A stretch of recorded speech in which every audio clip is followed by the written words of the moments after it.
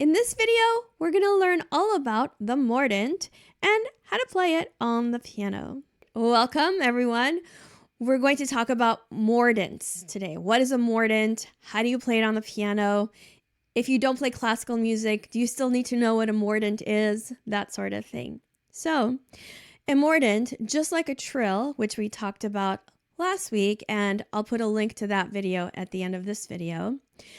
A mordent, just like a trill, is a decoration that is added to a piece of music.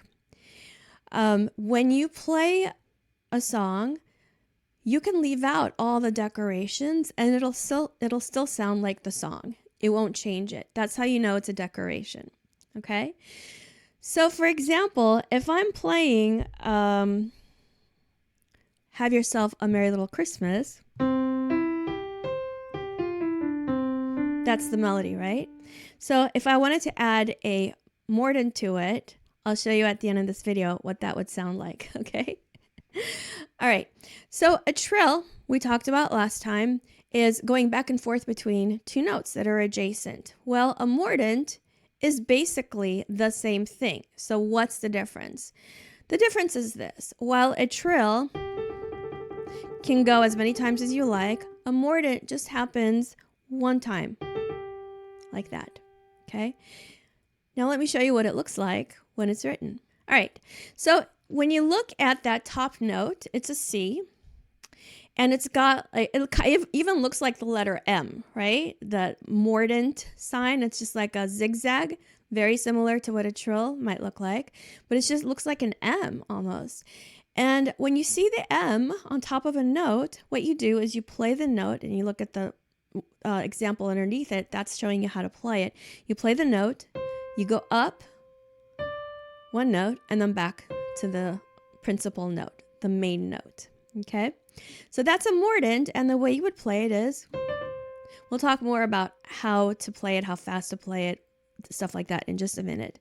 So you just go up and down. Now, if you look at the example right next to it, it looks like a mordent, but it's got a line, a vertical line through it. That's not a mistake. So that is also a mordent. When you see that vertical line, you instead of going up, you go down, like that, okay? Now, if you're like me, you have a hard time remembering differences, small differences between things. So I always use some kind of reference to help myself. So the way I help myself remember that the inverted mordent goes down rather than up, and what it looks like is, I think of that vertical line that goes through the M as like an anchor, anchoring it down, holding it down. That reminds me, that's the one that goes downward. Okay, so if you have a memory that can hold on to these things, that's great.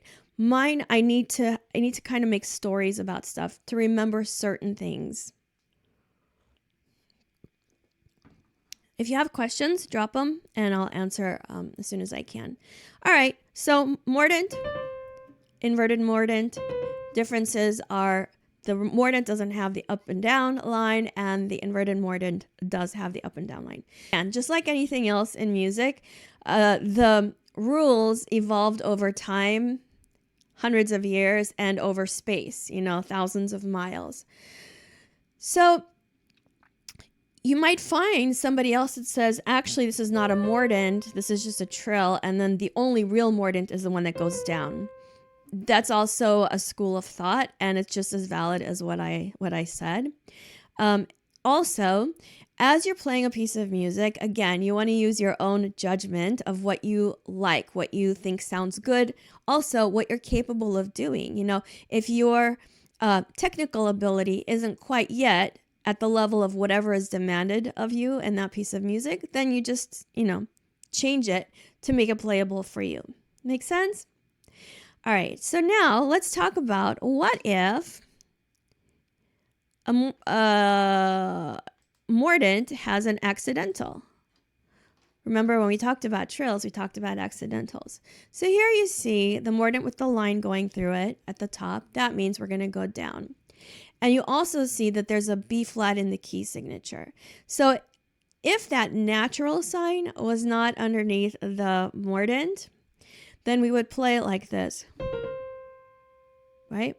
But because there is a natural sign there, then you play B natural, right? The top line says go down to the B natural because there's a natural there. The bottom one says A, go down to G sharp. And that's what we that's how we interpret the sharp underneath that mordent. Okay, so that's how you know what notes to play in the mordent. If there's no accidental, you stay in whatever key you're in. Okay, so the top line, again, if there were no sharp, because we have a B flat in the key signature, we would play. But because there is a natural, we're going to play B natural. Okay, like that. All right, so let's talk about when do you actually play the mordent? Do you play it on the beat of the note or do you play it before the beat of the note? The answer is both. Depends on what you're playing. Usually the cutoff point is the classical period of music, and the biggest, arguably the biggest composer of the classical period is Mozart. There was also Haydn, who was also amazing, but I think of Mozart as like the height of classical period.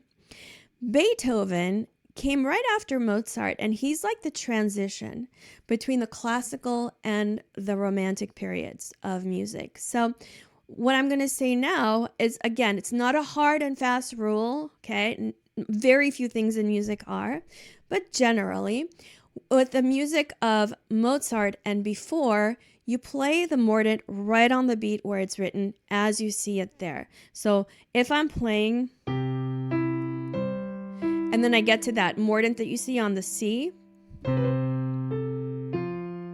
right? So right on the beat. So 1 and 2 and 1. I'll just do it here. 1 and 2 and. So it's right on beat 1. Right on the beat. Okay? After Mozart-ish, you play it like this. Instead of playing it on the beat where it's written, you play it right before the beat that the mordent is written. So you see there, the example is here, and then there's a mordent on the D. You play the mordent before the beat, before beat 2. So let me see if I can give you an example of that. So let's say we're playing this. I'll set it up. 1 and 2 and 1 and. Now here I'm going to play it this. 1 and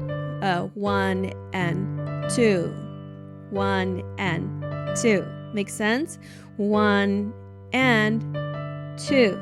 So the mordent starts before the beat, and the last note lands on the beat where you see the mordent written. 1 and 2. During the classical period and before, it would be the opposite. 1 and 2. And wouldn't it be awesome if you had all the tools that you could possibly use to level up on your piano journey all in one place? Well, guess what? You can. My All Access Pass membership gives you unlimited access to all of my courses, tutorials, masterclasses, and you get a brand new 3-minute warm-up every single day. And you can try it for free for 7 days. Click the link below and get started today. You might think that the mordent is something that happened only in music of previous eras, but you'd be wrong because we still play mordents, except we don't call them mordents anymore, like in regular pop music or even in, modern art music, modern classical music. We still have mordents, but they look like this now. They're not quite as fancy looking. They look like that. You've seen stuff like that before, right? Okay, so 1 and 2. Because we're after Mozart's era, we play it before the beat. 1 and 2 and. Makes sense? So mordents haven't gone anywhere. They just lost their fancy outfit and they look like this now. And we don't really call them mordents. Okay, we can call them, I guess, grace notes, but we still play them. We still play Mordents all the time. Okay, any questions? Oh, fingering. All right, so in the old times, because the keyboards of the era of like Bach, and by the way, Bach didn't have pianos, they had organs and harpsichords and things like that, and Mozart, because back then the technical aspects of the keyboards weren't quite as advanced as we are now. There was a convention, a way of doing things that said, play the Mordent with alternating fingers like this. So if you're going to play it on G, A, G, don't do this, 1, 3, 1. Do this fingering, 1, 3, 2, because that will make sure that you pick up your thumb in enough time that the mechanism will allow the key to pop up and you can play it with the second finger. I personally still really like playing fingering like that. It gives me more control, but there's no rule that says you can't play the same fingers like that. You can do that. I prefer to change fingering like that. And again, it depends on what you're playing, where you're coming from, where you're going to, that sort of thing. Okay, now how fast do you play a Mordent? Just like in a trill, you play it however fast the piece is going. So if it's a very slow piece, you could slow it down. If it's a fast piece, obviously you have to play it fast, right? And again, it depends on your technical abilities, right? So you can play it slow, you can play it fast. Question is, tapping the fingers on the table, fingers 2 and 3, are those most easy to control? Like that? You mean? Not necessarily. For me, what's easier is 1, 3, 2. 1, 3, 2. 1, 3, 2. 1, 3, 2. Like that. But if I'm not able to do 1, 3... It's all right, thanks. If I'm not able to do 1, 3, 2, like if I'm doing... I can't do 1, 3, 2 if I'm going to go back, right? So it really depends on what you're playing. Could do 4 and 5.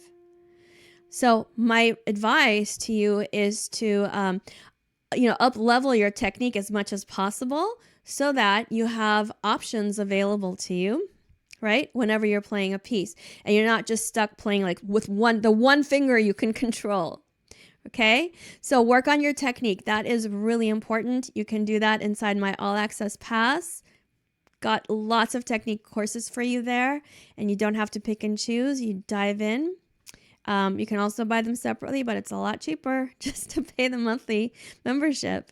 Now, I said I was going to come back to something at the end. So have yourself a Merry Christmas without the ornaments is this.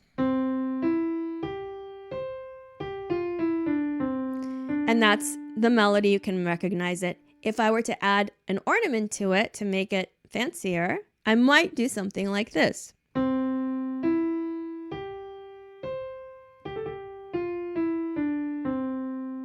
What did I add? A Mordent. I could do something like this.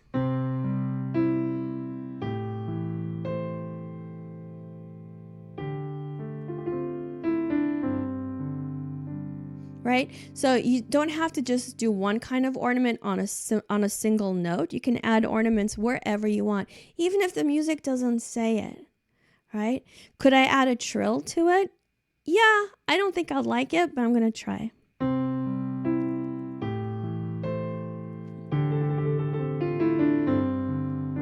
It's not my taste, but I could. I like it better with a Mordent. I can't see. All right.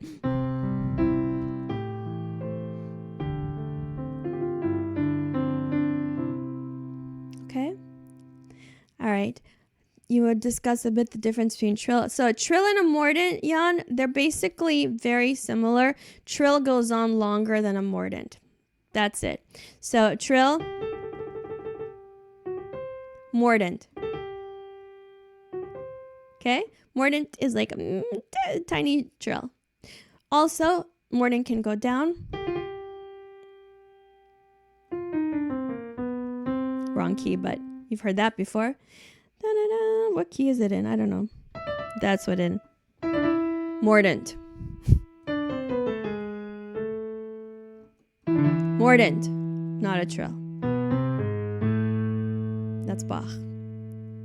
Yeah, it does sound awesome with the Mordent. So the decorations you can add wherever you want. And again, just like you decorate your house, it's going to be it's going to be to your taste, and you can do it wherever you like, wherever you're able to technically handle it. Don't wait until a piece of music tells you to add an ornament. So far we've talked about trills. This is going to be a series. Talked about trills and mordents, and I'll give you more ornaments that you can add to your music in future videos. A simplified mordent is a short trill, but Jan, the mordent can go either up from the principal note or down from the principal note. The trill is only between two notes, like the principal note and the upper note. Okay, and if you want to remember which note starts, you're going to watch my trill video. Now that you know all about mordents, watch this video next to learn about the trill and how to play it on the piano. Keep practicing, have fun, and I will see you soon.